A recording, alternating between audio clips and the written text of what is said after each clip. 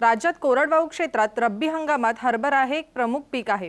मात्र गेल्या काही वर्षांमध्ये हरभरा पिकावर मर रोगाचा प्रादुर्भाव होत असल्याने शेतकऱ्याचं मोठ्या प्रमाणावर नुकसान होतंय। हे नुकसान टाळण्यासाठी शेतकरी बांधवांनी पेरणीपूर्वी कोणती काळजी घ्यावी ते जाणून घेऊयात वाशिम इथल्या कृषी संशोधन केंद्राचे शास्त्रज्ञ डॉक्टर भरत गीते यांच्याकडून।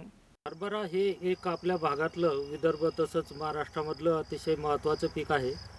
या पिकाची वाढ जास्त होत नाही, कमी कालावधीचं पीक आहे।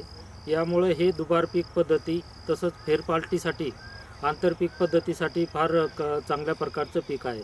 या पिकाला खर्च कमी येतो आणि यापासून याचं हरभऱ्याचं उत्पादन चांगलं भेटतं आणि बहुतेक करून हरभऱ्याला भावसुद्धा चांगले राहतात। यामुळे हे एक अतिशय चांगलं पीक आहे। तर या पिकाच्या उत्पादन वाढीच्या दृष्टीनं या पिकाची चांगली काळजी घेतल्या गेल्यास याचं सुद्धा चांगल्या प्रकारचं उत्पन्न आपल्याला भेटू शकतं।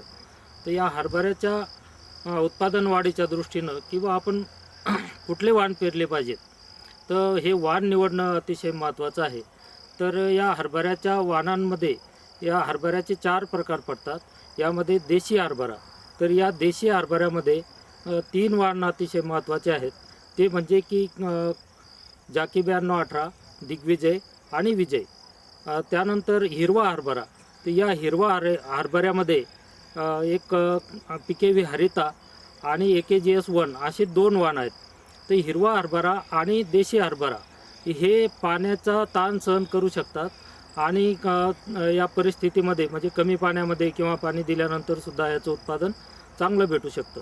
तिसरा प्रकार काबुली हरभरा, तर हा काबुली हरभरा याचे दाणे फार मोठाले राहतात, उसळीसाठी वगैरे हा अतिशय चांगला हरभरा असतो।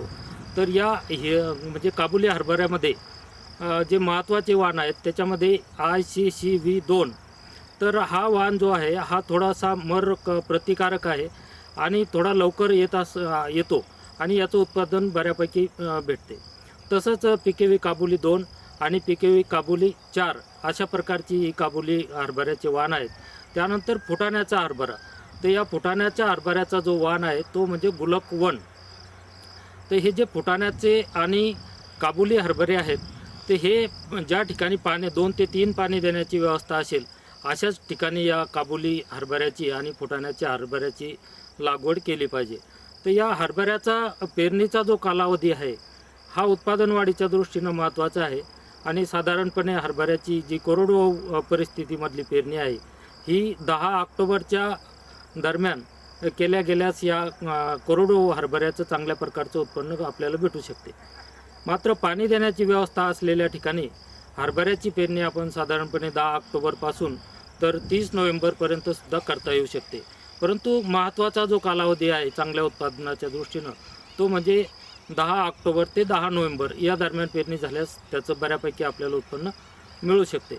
या हरभऱ्याची पेरणी करत असताना एकरी बियाणं किती वापरलं पाहिजे, तर हे जे देशी वाण आहेत म्हणजे जाकी 9218, दिग्विजय, विजय, तसंच हिरवा हरभरा त्याच्यामध्ये पिकेवी हरिता या प्रकारच्या हरभऱ्यांचं एकरी साधारणपणे चांगल्या प्रतीचं 30 किलो बियाणं वापरलं पाहिजे।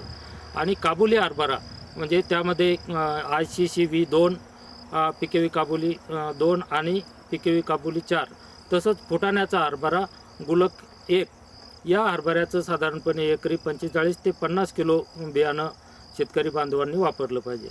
या हरभऱ्यावर म्हणजे आपल्याकडं जी काही सोयाबीन नंतर हरभरा अशा प्रकारची ते पीक आपण घेत असल्यामुळं या पिकावर वेगवेगळ्या रोगांचं प्रमाण वाढताना दिसत आहे आणि म्हणून या हरभऱ्याच्या बियाण्याला बीज प्रक्रिया करणं सुद्धा अतिशय महत्त्वाचं आहे।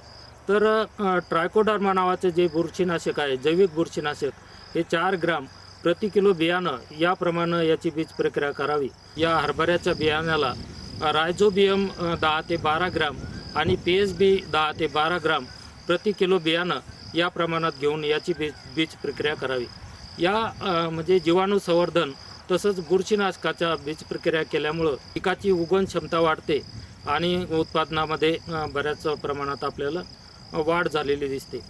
तिसरं जे या हरभऱ्याच्या बाबतीमध्ये आहे ते म्हणजे की ही पेरणी कशी करायची, तर पेरणी हरभऱ्याची साधारणपणे उताराला आडवी केली पाहिजे आणि जे काही अंतर आहे 2 ओळीमधलं हे साधारणपणे आपल्या जमिनीच्या प्रतीनुसार जमीन जर मध्यम हलक्या स्वरूपाची असेल तर 30 सेंटीमीटर 2 ओळीतलं अंतर ठेवावं आणि आपली जमीन जर भारी असेल तर 2 ओळीतलं अंतर हे 45 सेंटीमीटर हरभऱ्यामध्ये ठेवलं पाहिजे.